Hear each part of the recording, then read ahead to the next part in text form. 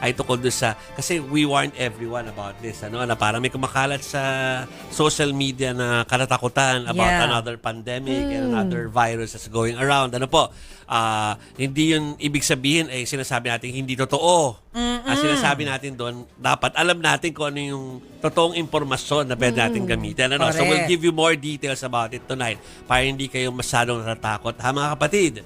Dahil ginigit nga po ng Department of Health na hindi kailangang mag-lockdown o magsara ng borders sa bansa dahil sa human metapneumovirus or HMPV.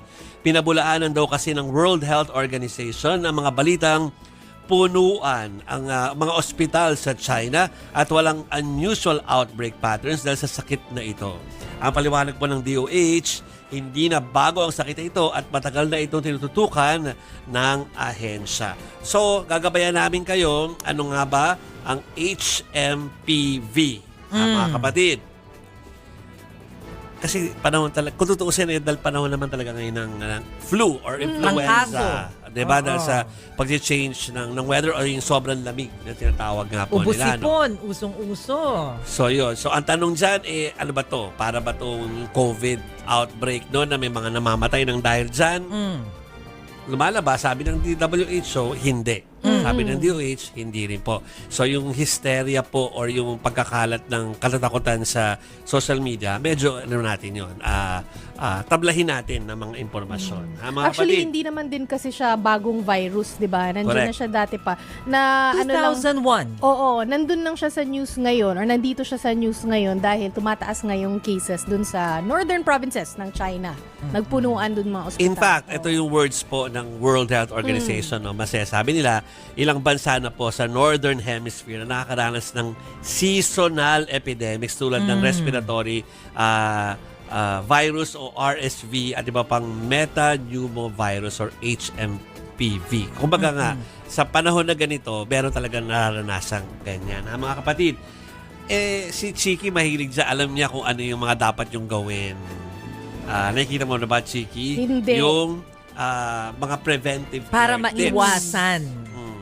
Okay, eto mga kapatid, para maiwasan daw paghugas ng... So, parang like any virus lang. Parang Ito-treat COVID. natin like any virus. Oh. Like COVID. It's like hygiene. Any virus. it's Hygiene. Oo. So, paghuhugas ng kamay gamit ang sabon at tubig, may sinasabi pa nga minsan at least 20 seconds. If you Kakanta ka daw ng Actually, happy birthday. Tsaka Diba? may proper way na maghugas ng kamay, no? So, sa mga nasa radyo, hindi na ako makikita, pero pwede nyo naman pong i-google yung Yes, proper way. yes. Kasi kailangan, di ba, yung lahat ng fingers, yung sa mga in-between your fingers, pati yung mga kuko po natin, nahuhugasan po na yan ng maayos, no? So, Yes. Google nyo po, proper way of washing hands.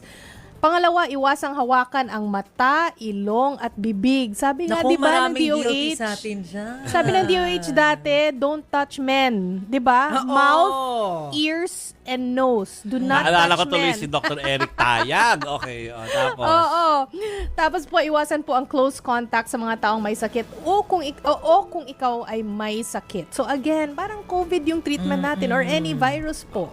And magsuot ng tamang face mask. Hindi lang po magsuot ng tamang face mask, pero tama dapat ang pagsuot natin ng face mask. Kasi At minsan... saka tamang disposal. Yes. Minsan yes. naka-face mask ka, nakakalabas naman yung ilong mo o nilalagay mo dito sa sa ilalim ng chin mo. Wala rin. At saka yung paghalimbawa, nagkataon na wala kayong panyo, kapag umuubo kayo, hindi po proper na tinatakpan ng No. kamay. Yeah. Mas maigi yung sa sleeves, yung nakaganon. Sleeves Oo. or Hindi ko maidikit kasi baka mapuno ng sa mga, lipstick. sa Oo, mga basta lalaki sleeves. sa yung t-shirt, di ba yung gagawin? Yeah, yung pag Oo. ganon. Kasi mas safe yon. Kasi pagka umubo kayo dito, hindi nyo rin hahawakan. So Yeah. pag humawa kayo sa ibang mga bagay, hindi kayo nagkakalat ng kung meron man kayong virus. So mas safe yon. Saka dapat menu normal na po tayo after COVID. Na if you don't feel good or kung meron talaga kayong sipon ngayon, it doesn't, parang wag kayong matakot na magsuot ng mask, lalabas kayo or Yeah. something. Parang okay lang po yun. Protection din yung para sa inyo at sa ibang mga tao makakasalubong ninyo. Pero ang sabi nila ay ano ba, magkaka-lockdown ba tayo? Ano bang nangyayari? Ang dami ng pangamba agad, pero ano nga ba yung sinabi Well, so dyan? far, ang sabi naman ng Department of Health, hindi naman kailangan ng lockdown. Kasi kagaya nga po ng napapag-usapan natin kanina, hindi naman ito bagong sakit. 2001 pa, lumabas na ito, nakita na ito sa Netherlands. Although ngayon, may mga balita nga po na tumataas daw yung kaso dyan sa China. Sabi naman po ng Chinese authorities, hindi naman daw overwhelmed yung kanilang mga ospital doon at wala rin namang dinideklara na anumang health emergency dun sa lugar. Yes. So, I mean, kailangan nating maging handa, kailangan nating maging alerto at maging maingat, pero hindi dapat magpanic.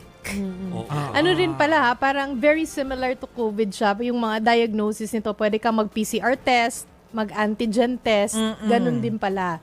Tapos kung severe or sobra grabe yung kaso, pwede rin daw mag-x-ray para i-check kung may pneumonia. At saka kasi parang pare-pareho yung yung sintomas nilista nila Correct, Diba? oo. Yung sintomas ng trangkaso tulad ng lagnat, ubo, sipon at sore throat. Yes. Parang trangkaso, parang Trangkaso. COVID. Parang kaso Oo. talaga.